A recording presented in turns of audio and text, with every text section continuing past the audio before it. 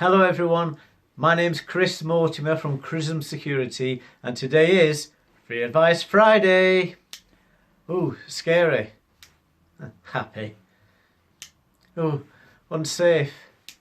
Oh, I'm okay. Ooh, who's that? Oh, there's no one there. Ooh, crime.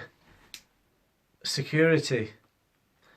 You can see where I'm coming from with this one. In 2 weeks the clocks change and it gets darker, if it's not dark already.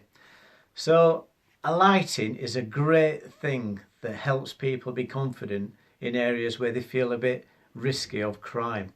So for your office staff, improve your lighting so they can get from the office to the cars, the car park, so they can set their alarms. For your homes, additional lighting. If you've got lighting, make sure it's working all right. If it needs upgrading to the new LED ones, they're great, they're cheaper. Get them upgraded. But I'm no fan of light pollution, so use them wisely. Don't leave them on all night. Use them when you need them, when you want to feel safe. So that's Chris Mortimer, Crism Security. Thank you so much for your post from last week. Please pop some down for next week and we'll see you then.